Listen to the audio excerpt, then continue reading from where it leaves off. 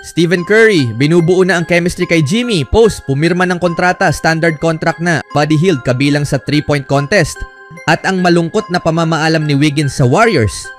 Sa pagsisimula ng NBA All-Star Weekend ngayong taon, ito ang perpektong pagkakataon upang ihayag ang 8 karapat-dapat na kalahok sa NBA 3-point contest.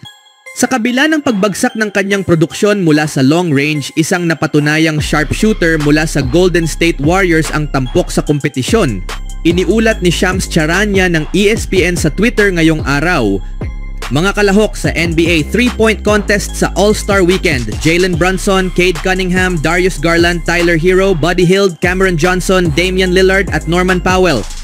Si Hield ay nahihirapan sa consistency at 3-point efficiency nitong mga nakaraang laro.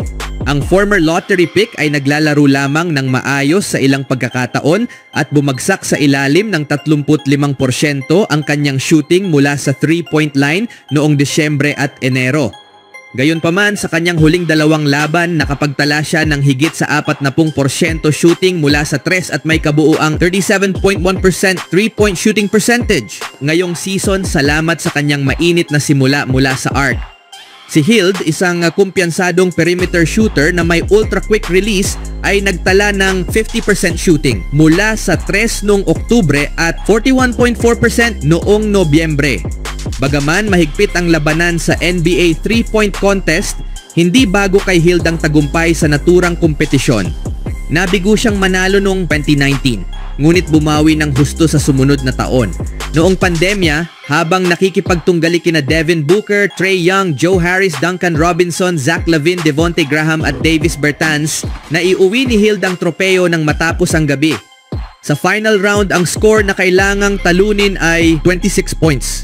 Sa huling rack, uminit ang kamay ni Hield at naipasok ang 4 sa kanyang huling 5 shots upang daigin si Booker ng isang kalamangan.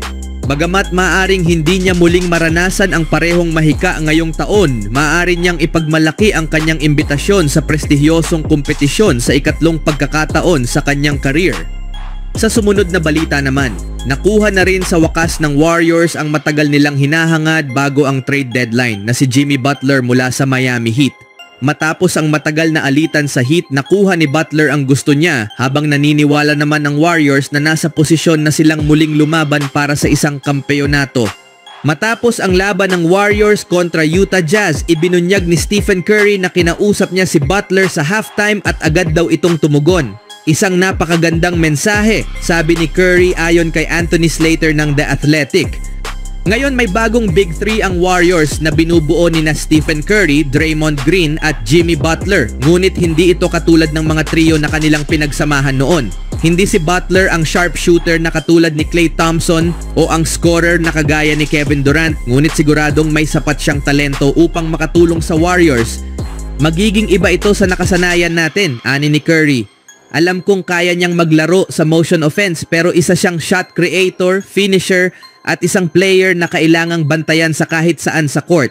May sarili siyang bilis ng laro, mahusay makakuha ng fouls at ginagamit ang kanyang mga matchup sa kanyang advantage. Isa siyang tunay na mandirigma sa pinakamataas na antas ng kompetisyon.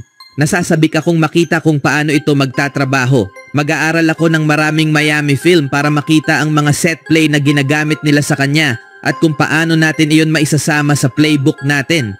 Nakaka-excite kung paano babagay si Butler sa sistema ng Warriors at sana para sa kanila maging seamless ang fit niya sa team. Matagal nang may espekulasyon tungkol sa posibleng pagkuha ng Warriors kay Butler at nitong mga nakaraang araw, may mga balitang ayaw niyang pumirma ng extension sa team. Ngunit nagbago ang lahat nang matrade siya at ilang minuto lang matapos iyon, iniulat na pumirma siya ng 2 taon na kontrata sa Warriors. Napakalaking bagay ng pagpirma niya ng extension, sabi ni Curry. Alam nating committed siya para sa susunod na kabanata.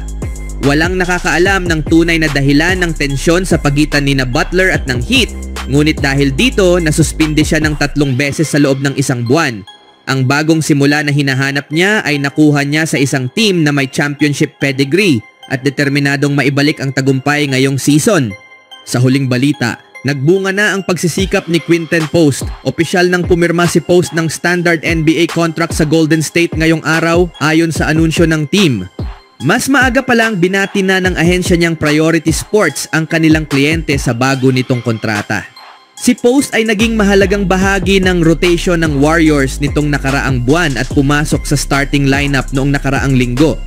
Simula noon, nagtala si Post ng 8.4 points and 4.3 rebounds in 17.1 minutes per game sa loob ng 10 laban. Sa panahong iyon, mayroon siyang 44.3% field goal percentage and 37.2% three-point shooting. Ayon kay Shams Charania ng ESPN na sumipi sa mga ahente niyang sina George Rousakis at Mark Bartelstein, pumirma si Post ng 2 taon na kontrata sa Warriors. Ang Golden State Warriors ay nagko-convert sa two-way contract na si Quinten Post tungo sa isang 2 taon na standard NBA contract. Ayon sa ulat, si Post ay naging rotation center ng Warriors. Ayon sa GSWCBA Twitter account, kikita si Post ng $445,571 para sa natitirang bahagi ngayong season at $1.955 million sa susunod na season. Sa pagtatapos ng kanyang kontrata, magiging restricted free agent si Post. Kinailangan ng Warriors na i-convert ang kontrata niya sa isang minimum salary deal upang muling mabuo ang roster ng 12 standard contracts. Matapos nilang i-trade sina Andrew Wiggins, Dennis Schroeder, Kyle Anderson at Lindy Waters sa 4 na team para makuha si Jimmy Butler. Tulad ng inaasahan, ang two-way contract ni Quinten Post ay opisyal ng naging standard NBA deal. Sa kasalukuyan, may 3 bakanteng roster spots pa ang Warriors at isang natitirang two-way contract. Napili bilang number 52 overall pick of 2024 NBA Draft, nakuha ng Warriors ang interest kay Post dahil sa kanyang kakayahang mag-stretch ng floor. Matapos ang ilang buwang paglalaro sa G League kasama ang Santa Cruz Warriors, may pagkakataon na siyang makatulong sa playoff push ng Golden State. Nakikinabang si Post sa paglalaro sa tabi ng NBA All-Star forward na si Draymond Green at kamakailan ay pinuri siya ni Coach Steve Kerr dahil sa kanyang patuloy na pag-unlad. Si Post ay patunay na kahit ang mga second round draft picks ay maaaring makahanap ng paraan upang makapasok sa NBA rosters. Speaking of Warriors, matapos ang ilang malalakas na season kasama ang Golden State, opisyal nang nagtapos ang panahon ni Andrew Wiggins sa San Francisco. Ang former number 1 overall pick ay naging pangunahing bahagi ng blockbuster trade na nagdala kay Butler sa Warriors. Sa huli, si Wiggins ang naging sakripisyo upang maisakatuparan ang trade na nagpadala sa kanya sa Miami Heat. Ang 2022 NBA champion ay hindi nag-aksaya ng oras upang ipahayag ang kanyang pasasalamat sa pamamagitan ng isang taos-pusong pamamaalam sa Warriors at sa kanilang mga fans. Ang pag-alis ni Wiggins ay nagtatapos ng isang mahalagang yugto sa Golden State kung saan siya ay may malaking papel sa 2022 championship run, ang Warriors. Ngayon, sasamahan niya ang Miami Heat kung saan magiging isa siyang mahalagang piraso sa tabi ni Tyler Hero at Bam Adebayo. Ano ang masasabi niyo mga kaibigan?